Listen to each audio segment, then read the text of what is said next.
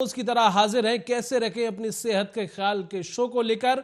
और आज के शो में बात होगी टेंशन को लेकर, दिमागी संतुलन को लेकर, डिप्रेशन को लेकर, क्योंकि हर किसी को रोज तमाम चुनौतियों का सामना करना पड़ता है।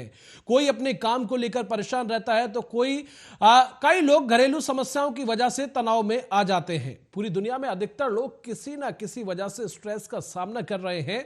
आज के दौर में स्ट्रेस लोगों की जिंदगी को बुरी तरह बर्बाद कर रहा है। स्ट्रेस यानी तनाव हमारी मेंटल हेल्थ के लिए बेहद खतरनाक होता है और तनाव बड़े बच्चे सभी के बीच देखने को मिल रहा है। ऐसे में अब सवाल यही उठता है कि इस तनाव को कैसे दूर किया जाए, क्या कुछ करें ताकि इस तनाव से दूर रहें, हमें किसी तरह की कोई टेंशन ना हो। और जब ये बहुत ज्यादा बढ़ जाता है तब एंजाइटी और डिप्रेशन में बदल जाता है। लोगों को सही समय पर स्ट्रेस मैनेज करना चाहिए, वरना मानसिक परेशानियों की चपेट में आ सकते हैं। स्ट्रेस को कम करने के लिए स्ट्रेस मैनेजमेंट सीखना बहुत जरूरी है। इसके जरिए लोग तनाव को कम करके बेहतर महसूस कर सकते हैं। आज इसी पर बातचीत करने के लिए हमारे साथ बाबा मिशन हॉस्पिटल की chairman doctor Megha Varshney MBBS MD हैं, बाल रोग विशेषज्ञ भी हैं। इसी को लेकर आज उनसे बात करेंगे। सबसे पहले मैम, स्वागत है आपका RN न्यूज पर। Thank you so much. Ma'am, आज का दौर बच्चे हो या बड़े हो सभी स्ट्रेस से गुजर रहे हैं। एक बड़ी बीमारी स्ट्रेस बनता जा रहा है। छोटी बातों बड़ी बातों लगातार लोगों को स्ट्रेस से गुजरना पड़ रहा है। क्या कुछ कारण है, क्या कुछ ऐसे में करना चाहिए ताकि स्ट्रेस से लोग दूरी बना सकें? जी, तो कारण की बात करी जाए तो जो आजकल एक्सपेक्टेशंस होती है वो लोगों की काफी खुद से भी बढ़ती जा रही है और आपस में भी बढ़ती जा रही है। जो खुद लोग होते हैं उनको ये रहता है कि कुछ कम समय में ज्यादा से ज्यादा उनको लोगों को जीतने की एक इच्छा जो होती है वो बढ़ती जा रही है। उनको लगता है कि आजकल जैसे जैसे टेक्नोलॉजी बढ़ती जा रही है, समय और जितना आसान होता जा रहा है जिंदगी, उन सबको एक बार में पाले। तो इस सबको पाने के लिए लोग क्या करते हैं कि जल्दी से जल्दी हर तरीके से शॉर्टकट देखने लगते हैं, जल्दी से जल्दी जीतना चाहते हैं, हर चीज से खुद को निकालना चाहते हैं। तो बस इसी सब के चक्कर में स्ट्रेस जैसी चीजें और तनाव जो होता है आपस में काफी ज्यादा बढ़ता जा रहा है। और बात करी जाए लक्षण की, तो स्ट्रेस एक ऐसी चीज है कि मतलब लोग का जो आपस में बिहेवियर होता है अपने आपस में लोगों का बदलता जा रहा है। बदलते के साथ साथ तो किसी को बहुत ज्यादा उदासी रहती है तो किसी को बहुत ज्यादा चिड़चिड़ापन रहता है और डिप्रेशन और एंजाइटी जैसी चीजें काफी सामना करना पड़ रहा है। जी मैम, चाहूंगा आप हमारे दर्शकों को विस्तार पूर्वक बताएं, क्या इसकी कौन सी ऐसी मेडिसिन है, क्या कुछ करना चाहिए जिससे कि मानसिक तनाव दूर हो और लोग इसकी चपेट में ना आए? मैं खासकर ध्यान देना चाहती हूँ कि जो स्ट्रेस होता है उससे कई बार लोग डिप्रेशन की तरफ चले जाते हैं। उनको ये लगता है कि अब बस मेरी एक इच्छा पूरी नहीं हुई या फिर मैं स्ट्रेस में रहता हूँ तो मतलब मेरे कोई तनाव हो रहा है और मेरी कभी कोई इच्छा पूरी नहीं हुई, तो उससे उन्हें बहुत ज्यादा ऐसा रहता है कि जब इच्छा पूरी नहीं होती तो उनको सैडनेस होती है, सैडनेस के साथ डिप्रेशन जैसी इच्छा वो हो जाती है, दिक्कतें हो जाती है। और उन अपनी इच्छा को पूरा करने के स्ट्रेस के चक्कर में इतनी ज्यादा उनकी डिमांड बढ़ती चली जाती है कि हर चीज पे जल्दबाजी में करते हैं। उनको एक अंदर से घबराहट सी एंग्जाइटी सी भी रहती है। तो इसके लिए दो तरीके की थेरेपी होती है। थेरेपी का मतलब होता है इलाज। तो पहला इलाज होता है जो बिहेवियरल थेरेपी होती है कि कैसे इंसान अपने ही बिहेवियर में चेंजेस करे जिससे वो अपनी जिंदगी को आसान बनाए। और दूसरी थेरेपी होती है मेडिकल थेरेपी। कुछ दवाइयाँ होती हैं जिनकी वजह से हम अपने शरीर में जो शारीरिक में जो चेंजेस आ रहे हैं, जो हमारी डेली लाइफ में चेंजेस आ रहे हैं हमारे बिहेवियर की वजह से, उन सबको कंट्रोल कर सके। तो जो हमारी पहली बात है जो बिहेवियरल थेरेपी है मैम, रोकना चाहूंगा, एक दर्शक हमारे साथ जुड़ गए हैं। जी, आप अपना नाम बताइए और कहां से बोल रहे हैं? जी, नरेंद्र कुमार बोल रहा हूँ सर। जी, यूपी से, शामली से। जी, अपना सवाल पूछिए। जी सर, मेरा सवाल ये है कि मैं ना कभी कभी जब मेरी रात में आंख खुल जाती है तो मुझे नींद नहीं आती। ये क्या कारण है मुझे जो नींद नहीं आ रही है रात में? हाँ, तो ये भी एक इंडिकेशन होती है कि आपको कुछ ज्यादा स्ट्रेस है, कुछ डिप्रेशन है, एंजाइटी है, जो अंदर से शरीर में भूख की कमी या नींद की कमी होती है। उसमें भी ये एक इशारा होता है कि शरीर में जो चेंजेस हो रहे हैं, जो मानसिक तनाव हो रहा है, उसकी वजह से ये दिक्कतें हैं। तो कुछ हमारे पास इसके लिए थेरेपीज होती है, तो मेडिटेशन होता है, फिजिकल एक्सरसाइज होती है, जैसे लोग जिम जाते हैं या एक्सरसाइज करते हैं। इन सबको वो अपने डेली लाइफ एक्टिविटीज में इन्वॉल्व करें। मेडिटेशन मतलब ध्यान लगाना होता है। इन सब चीजों से वाकई में काफी अंतर करता है। इसके अलावा अगर फिर भी नींद ना आती है तो दवाइयाँ भी ली होती है, लेकिन वो अगर दवाइयाँ जब भी होती हैं किसी अच्छे साइकेट्रिस्ट या साइकोथेरेपिस्ट की मदद से ही लेनी चाहिए। अपने आप से कभी भी ओवर द काउंटर ये दवाइयाँ ना खरीदे, और मिलती भी नहीं है ये सब दवाइयाँ। नरेंद्र जी, जी आपको मैम। आपके सवाल का जवाब मिल गया? जी सर। बहुत शुक्रिया, बहुत धन्यवाद। Thank you. अब मैम एक दर्शक का और सवाल है। उनका सवाल ये है कि उनका 5 साल का बच्चा है, खाता पीता कम है और मायूस रहता है, लेकिन वो वजह नहीं समझ पा रहे हैं किस वजह से मायूस है और क्या प्रॉब्लम है। हालांकि उसे किसी तरह का कोई बीमारी भी नहीं है, उन्होंने काफी सारे टेस्ट कराए, किसी तरह का कोई पॉजिटिव नहीं आया है। लेकिन मैम क्या रीजन है जिस वजह से वो बच्चा शांत रहता है, कुछ बोलता भी नहीं है? आजकल बच्चों में ये जो डिप्रेशन है, अवसाद है, इसके चांसेस भी काफी ज्यादा बढ़ते जा रहे हैं। कारण जो है दो तरीके से होते जा रहे हैं। जैसे आप शुरुआत से देखते आ रहे हो कि पहले बच्चे कम चश्मे लगाते थे, अब चांसेस बढ़ते जा रहे हैं। ऐसे दिमागी जो बनावट होती है, धीरे धीरे करके जो बनावट बनती जा रही है दिमाग की बच्चों की, उसमें भी काफी शारीरिक तौर से भी बदलाव आ रहा है। दिमाग में एक केमिकल होता है जिसे हम सेरोटोनिन कहते हैं।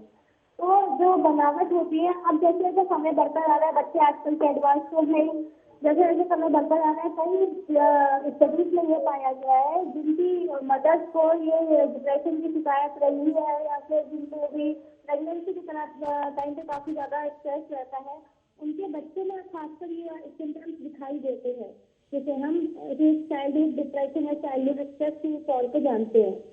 तो ये अब मतलब 10 साल से छोटे बच्चों में 3 से 5% बच्चों में डिप्रेशन जैसी शिकायतें काफी देखने को मिल रही है। तो यही एक वजह भी हो सकती है कि हाँ, बच्चा जो होता है कि उसका माँ को कोई ना कोई समस्या रही हो प्रेगनेंसी के टाइम पे, या दिमाग में भी। अब दिमाग की जो जांच होती है वो हम सुई डाल के तो कर नहीं सकते हैं। तो बस एक यह वजह भी होती है कि हम जो डेली उसकी एक्टिविटीज है उसको नोटिस करें। अगर 2 हफ्ते से ज्यादा बच्चे को ये सैडनेस या कोई भी ऐसी दिक्कत रहती है कि बच्चे का बिहेवियर चेंज हो रहा है, 2 हफ्ते से ज्यादा ये परसिस्ट करता है, तो अपने आसपास किसी भी थेरेपिस्ट से जरूर संपर्क करें। ठीक है मैम। मैम अगला सवाल मेरा ये है कि इसके लक्षण क्या होते हैं तनाव के?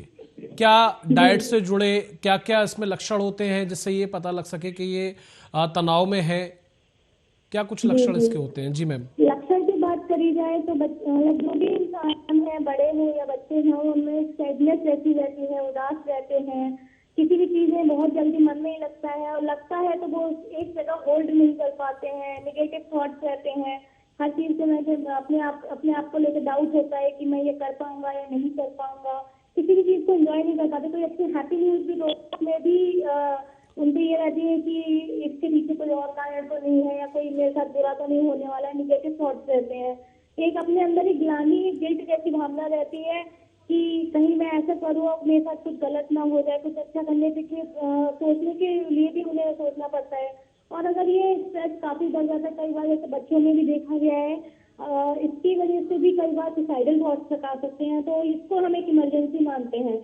लेकिन अब आप बात करोगे भूख और नींद की, तो इसमें भी कई बार चीजें बदल जाती है। किसी को स्ट्रेस या तनाव के समय पे भूख काफी ज्यादा लगती है और किसी की भूख एकदम गायब हो जाती है। तो भूख से सिर्फ ये सोचना कि नहीं ये तो खाता बहुत है, इसको स्ट्रेस नहीं हो सकता है, ऐसा कुछ नहीं है। स्ट्रेस के समय, डिप्रेशन के समय किसी की भूख बढ़ जाती है, किसी की भूख बिल्कुल गायब हो जाती है। और नींद के साथ भी ऐसा ही होता है, कोई दिन भर सोता रहता है, किसी की नींद एकदम, मतलब ये सब चीजें एक एबनॉर्मल बिहेवियर की तरफ इंडिकेट करते हैं कि कुछ ज्यादा सो रहा है, किसी को बिल्कुल नींद नहीं आ रही है, रात को सोते सोते एकदम उठ जाना, या फिर नींद बिल्कुल नहीं आना, ये सब भी एक स्ट्रेस की तरफ इंडिकेट करते हैं। एक दर्शक हमारे साथ जुड़ गए। जी आप अपना नाम बताइए और कहाँ से बोल रहे हैं आप? विशाखा है। जी आपको आवाज मिल पा रही है? हाँ, मेरा नाम विशाखा है और मैं मैनपुरी से बोल रही हूँ। जी जी, आप अपना सवाल पूछिए। मुझे ये पूछना था कि डिप्रेशन के जो सिम्टम्स है वो कैसे होते हैं, हम कैसे पहचानें कि हमें डिप्रेशन है? तो डिप्रेशन के सिम्टम्स वही जो मैं आपको समझा रही हूँ, मूड का एकदम चेंज हो जाना। अगर हम बच्चों की बात करें तो उनमें से इरिटेबिलिटी, चिड़चिड़ापन ज्यादा रहता है, किसी को गुस्सा ज्यादा आता है। और बड़ों की हम बात करें जाए, दोनों में अंतर होता है। अगर बड़े लोगों को देखोगे जो डिप्रेशन होता है, ज्यादातर लोग इसमें काफी ज्यादा उदास रहते हैं, किसी भी चीज में खुशी ना होना, किसी भी चीज में इंटरेस्ट ना आना, और कई बार जो फिजिकल सिम्टम, शारीरिक सिम्टम्स इसके हम कहते हैं उसमें शरीर का जल्दी थक जाना, या फिर किसी भी चीज में मन ना लगना, भूख, वही भूख और नींद वाली बात, किसी को ज्यादा लगना, मतलब जो नॉर्मल लगती है उससे एकदम बिहेवियर में चेंज आना, किसी को नींद ज्यादा आना, किसी को कम आना, यही सब थॉट्स होते हैं, यही सब सिम्टम्स होते हैं। और अगर किसी का भी आपको एबनॉर्मल बिहेवियर लग रहा हो, वो 2 हफ्ते से ज्यादा परसिस्ट कर रहा हो, मतलब हम जो एक नॉर्मल डे में डे उदासी होती है वो हमारी 2 हफ्ते तक तो नहीं चलेगी ना, लेकिन अगर किसी को 2 हफ्ते से ज्यादा ये सिम्टम परसिस्ट कर रहे हैं, लगातार बने हो, तो एक बार डिप्रेशन के लिए अपने साइकोथेरेपिस्ट या साइकेट्रिस्ट से जरूर कंसल्ट करें। आजकल के समय में ये जो एक मानसिक तनाव होता है उसको पहले हम मेंटल टैबू मानते थे, मतलब एक ऐसा टॉपिक देखा जाता था कि नहीं, इसके बारे में डिस्कस भी नहीं कर सकते, लोग इस चीज को बहुत मानते थे कि नहीं ऐसा नहीं हो सकता है, लेकिन it is a very common thing और लोग बहुत ज्यादा एकदम इस चीज को झेलते जा रहे हैं। जैसे समय बढ़ता जा रहा है, कोविड के बाद भी बात करी जाए तो काफी ज्यादा बढ़ता जा रहा है। विशाखा, आपको आपके सवाल का जवाब मिल गया? चलिए, बहुत शुक्रिया। मैम, एक दर्शक है, उनका सवाल ये है कि उनका एक 9 साल का बेटा है और फैमिली में और भी मेंबर हैं, लेकिन वो ज़्यादातर मोबाइल में रहता है। बहुत सारी चीज़ें मोबाइल में, सोशल मीडिया पर रहना या फिर रील्स वगैरह देखना, किसी से ज़्यादा बात नहीं करना, तो क्या इसे भी तनाव से जुड़ा हुआ मान सकते हैं?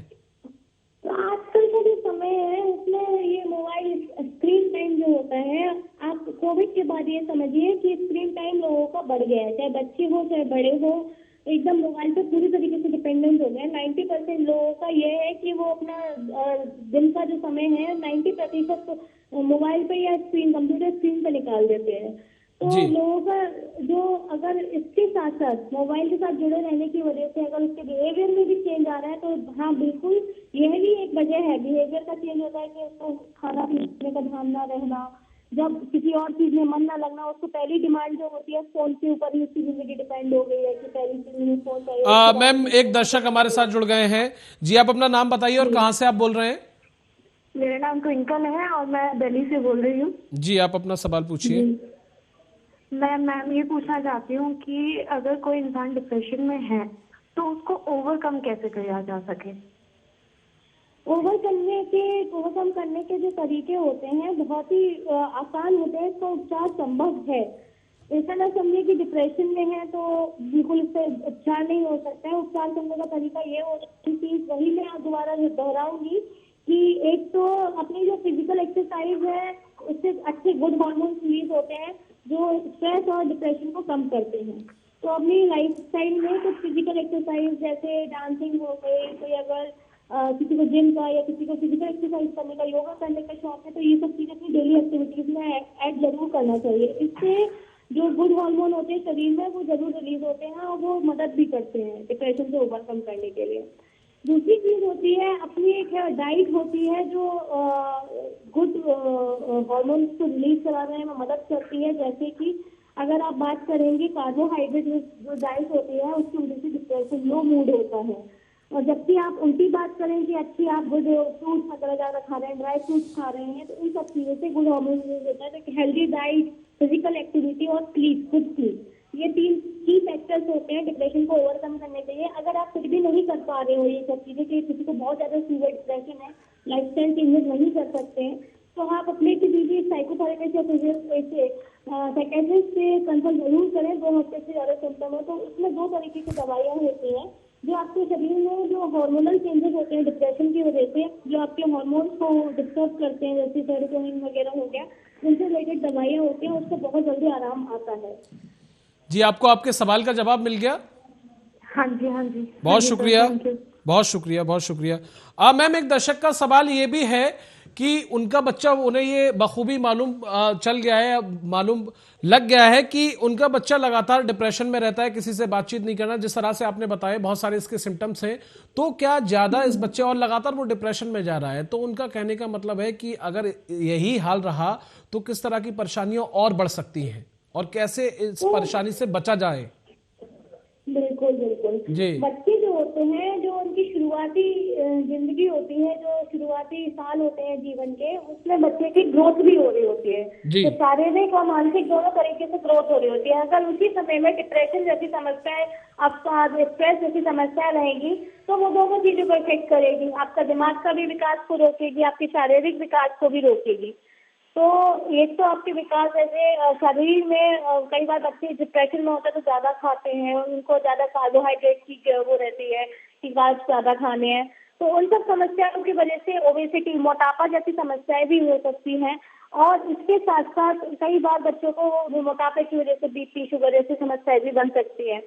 दूसरी बात ये करी जाए कि कैसे इससे बचा जाए और किस तरीके से हमें मतलब ये शारीरिक समस्याएं होने से रोके, क्योंकि शारीरिक समस्याएं एक बार हो जाती है तो वो जीवन भर साथ रहती रहती हैं। और मेंटल समस्याएं अगर शुरुआत में ही पकड़ ली जाए तो हम दोनों बातों से बच सकते हैं।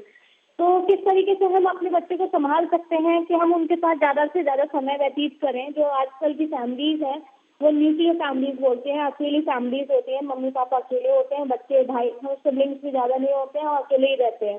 तो जो अकेलापन होता है, जो ओनली चाइल्ड होता है, वो लोनली चाइल्ड बोला जाता है। तो पहली बात तो उसको एक ग्रुप एक्टिविटीज में इन्वॉल्व करवाएं, बच्चे को उनके साथ भी खुद भी इन्वॉल्व हो और ज्यादा से ज्यादा उनकी मतलब पसंद नापसंद को पहचाने, उनके साथ समय व्यतीत करें। तो सबसे पहली बात तो आप एक पहला स्टेप तो उठाई चुके हो बच्चे की मेंटल हेल्थ के लिए। दूसरा तरीका होता है कि बच्चे के लिए बच्चे से बैठ के एक बार दिन में बात जरूर करें कि तुम क्या चाहते हो, क्या करना चाहते हो, क्या नहीं करना चाहते। इन सब बातों का भी काफी अंतर पड़ता है। दर्शक हमारे साथ जुड़ गए हैं जी, आप अपना नाम बताइए और कहाँ से बोल रहे हैं? जी, मेरा नाम दीपक है और मैं इलाहाबाद से बात कर रहा हूँ। जी दीपक जी, आप अपना सवाल पूछिए। मैम, वैसे तो ठीक है, मतलब ये सवाल टीवी पे नहीं पूछने चाहिए, लेकिन डिप्रेशन का मामला है तो आजकल जैसा आप देख रहे हो कि मतलब जवान लड़के लड़कियां प्यार में पड़ जाते हैं और उसके बाद एक रिलेशनशिप में रहते हैं, फिर कोई ना कोई धोखा दे देता है तो फिर उसके बाद डिप्रेशन में चले जाते हैं, नशा पकड़ लेते हैं, चाहे दारू हो, सिगरेट हो, इन सब चीजों में पड़ जाते हैं और अपनी जिंदगी को तबाह कर लेते हैं, अपना भविष्य पूरा खत्म कर लेते हैं। और मतलब उस चीज में अगर कोई है, मान लीजिए कि अभी मेरा एक दोस्त है, उसका ब्रेकअप हुआ तो अभी वो हमसे बात भी नहीं करता है, वो पूरी तरीके से बंद रहता है कमरे में, 2-3 महीने उसको हो गए हैं, किसी से बात नहीं करता है और नशे में थोड़ा पड़ गया है और बिल्कुल भविष्य उसने खत्म कर लिया। तो ऐसा कुछ क्या किया जाए, मतलब हम उसके सहयोगी, उसके दोस्त, उसके रिश्तेदार होने के नाते ऐसे क्या कर सकते हैं कि वो इस जाल से मतलब निकल पाए? डिप्रेशन में जा ही चुका है वो। हाँ जी, तो ये आप जो बात कर रहे हैं कि अपनी जिंदगी को तबाह कर लेते हैं, तो इस चीज का एक तो एहसास होना ही डिप्रेशन से निकलने का पहला स्टेप होता है। किसी को इस चीज का एहसास हो जाए कि हाँ मेरे साथ ये गलत हो रहा है या फिर मैं गलत कर रहा हूँ ये चीज सोच के, तो ये खुद ही बीमारी से निकलने की एक चीज होती है। दूसरी बात, आप क्या कर सकते हो अपने ऐसे रिलेटिव के लिए? अगर कोई भी ऐसा इंसान है जो नशे में है, तो आप उसको, पहली चीज तो होती है कि उसने एक सहारा, एक प्यार से निकला, उसका डिपेंडेंट था, उसके बाद उसने दूसरा सहारा ढूंढा है नशा, जिसके ऊपर वो डिपेंडेंट हो गया है। तो आप डिपेंडेंसी उसके हटाने के लिए उसके साथ समय ज्यादा व्यतीत करें, उससे बात करने की कोशिश करें। वो बात ही नहीं करता है, वो किसी से बात नहीं करता है, अपने कमरे से ही बाहर नहीं आता है वो, और उसको पता नहीं कब एहसास होगा अपनी गलती होगा। जी जी, इतना ज्यादा सीवियर अगर डिप्रेशन है तो एक थेरेपिस्ट से जरूर बात करें। किसी न किसी की, जब भी कोई इंसान डिप्रेशन में होता है तो आप हमेशा याद रखें वो किसी न किसी एक इंसान से जरूर बात करता होगा, कोई ना कोई उसका सोर्स जरूर होगा। ऐसा आपको लग रहा है कि वो आपसे बात नहीं करता, लेकिन हो सकता है वो किसी न किसी माँ बाप बहन किसी एक ही तो सुनता होगा। नहीं, घर पे तो किसी से बात नहीं करता, बट एक हमारे कॉमन फ्रेंड है, फीमेल फ्रेंड है, उससे शायद बात करता होगा वो। लेकिन फिलहाल तो 2 महीने से ज्यादा का समय हो गया है, ज्यादा घुलता मिलता नहीं है। तो आपने बताया कि थेरेपिस्ट की जो है मदद लेनी चाहिए इसमें। हाँ बिल्कुल, आप उससे भी काफी हेल्प मिलती है, थेरेपिस्ट की मदद से एक बार बात कराएं उसकी जरूर, क्योंकि जो नशा होता है वो डिपेंडेंसी होते हैं, उसमें फिर वो आपको एक विड्रॉल के लिए एक अच्छी चीज बताएंगे, आपको कुछ थेरेपी, बिहेवियरल थेरेपी और कुछ मेडिसिन भी स्टार्ट कर सकते हैं।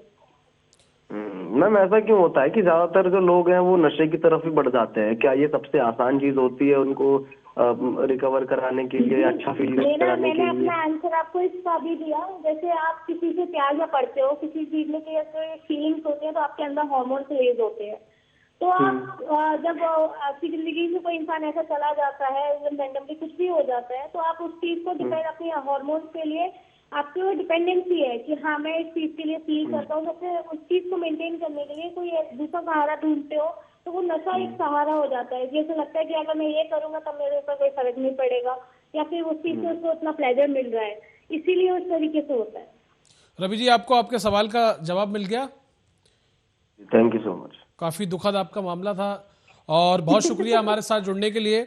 और डॉक्टर मेघा, आपका भी बहुत शुक्रिया आज की इस चर्चा में हमारे साथ जुड़ने के लिए और हमारे दर्शकों के तमाम सवालों के जवाब देने के लिए। तो डॉक्टर मेघा बाशने हमारे साथ जुड़ी हुई थी, तनाव से जुड़ा हुआ हमारा मुद्दा था जिसको लेकर हमारे दर्शकों के तमाम सवालों के जवाब दे रही थी, किस तरह से मानसिक तनाव को कम किया जाए, क्योंकि आजकल लगातार चाहे बच्चा हो या बड़ा हो या बुजुर्ग हो, हर कोई तनाव की स्थिति से गुजर रहा है। उससे कम करने के लिए क्या कुछ किया जाए, उसी को लेकर डॉक्टर ने तमाम सवालों के जवाब दिए। फिलहाल के लिए इस मुद्दे में बस इतना ही। कल फिर मुलाकात होगी एक नए मुद्दे के साथ, तब तक के लिए आप बने रहिए आर्य न्यूज के साथ।